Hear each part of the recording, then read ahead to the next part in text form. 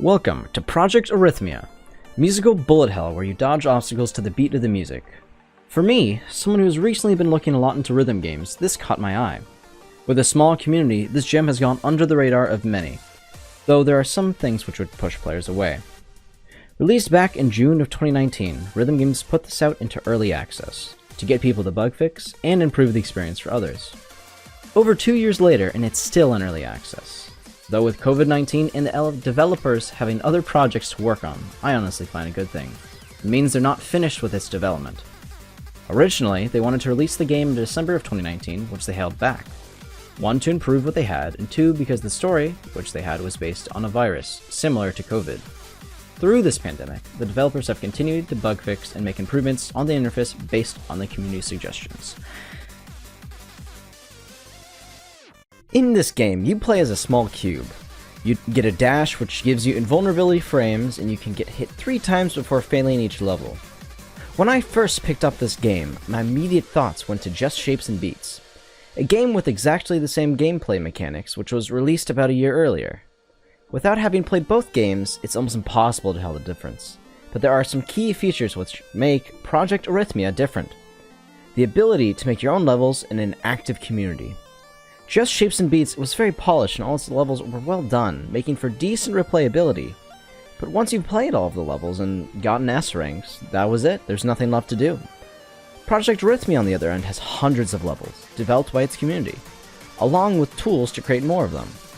From spinning the screen, adding special effects, shapes, colors, etc., the editor tool leaves a lot of creative freedom.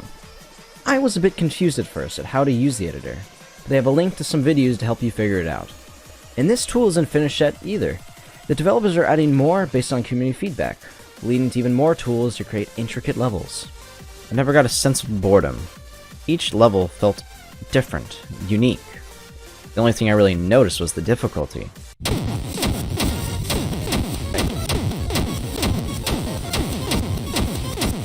Some levels were extremely brutal and I'd be stuck at one point for quite a while. And they would tell you how bad you did once you reached the end.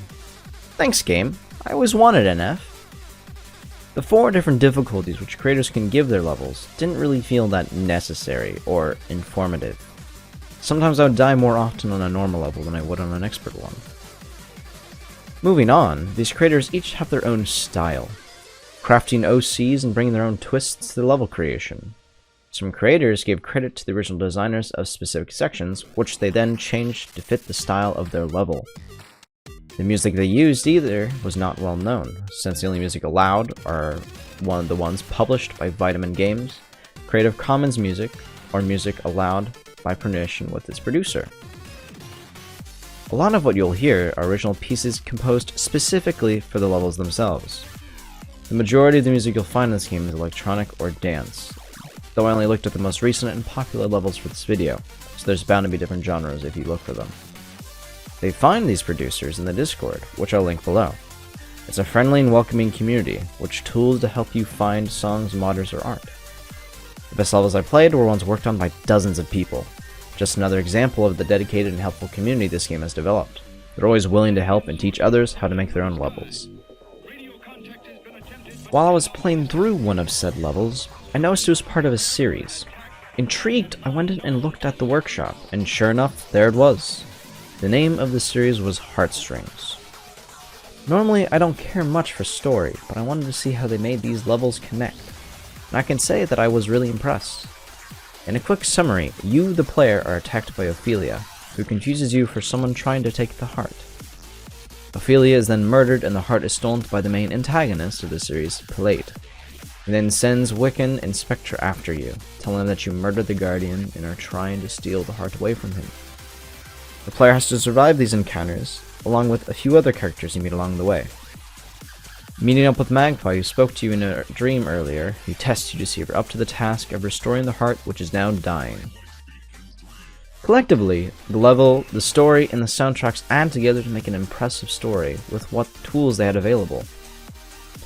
You can also tell how much better the creator got through undergoing this series. Later levels look much cleaner and polished than the first few. But the series isn't completed yet. They've only finished 7 out of the 13 planned. Looking forward to see how the creator continues the series and improves the style even more. There are more series than workshops that I've yet to encounter, and probably other ones which are better than this one. Even if you don't like series, there are plenty more standalone levels which are fantastic.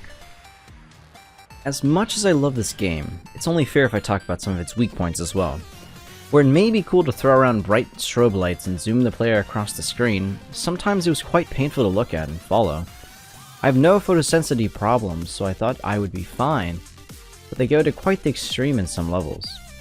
If it was possible for these people to add an additional warning in their description, it would help people with these problems to know not to play these specific levels. Then, as I mentioned earlier in the video, difficulty rating is not accurate, since the creators rate them based on their own opinions. Some may be getting groups of people to test levels to give accurate rating, but often that's not the case. I'd say it'd be beneficial to also include more ways to rate difficulties. Either give options to not assign a rating, or allow people who play it to give their own rating, and compile an average of what people think. Lastly, the interface is quite lackluster. After a cool opening, you're met with a pretty bland screen. Though it may fit the aesthetic, I feel they could easily fit something in there related to the story. Maybe it'd fill out as you complete the story, just like in Shapes and Beats. Honestly, that's all the gripes I have about this game, and it doesn't take away from the experience. It's still a lot of fun listening to the music and watching how the community comes up with more unique levels as time goes on. Some of the stuff they come up with is unbelievably good.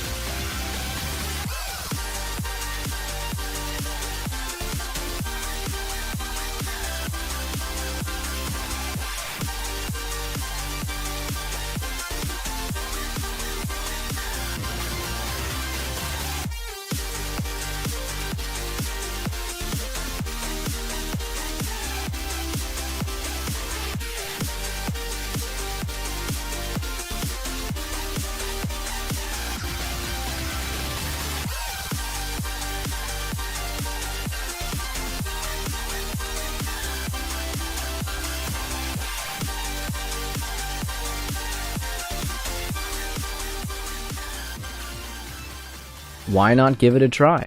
It's on sale during the Steam Summer Sale, but I'm telling you now, you won't regret it.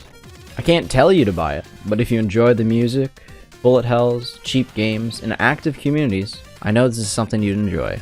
Thank you for watching.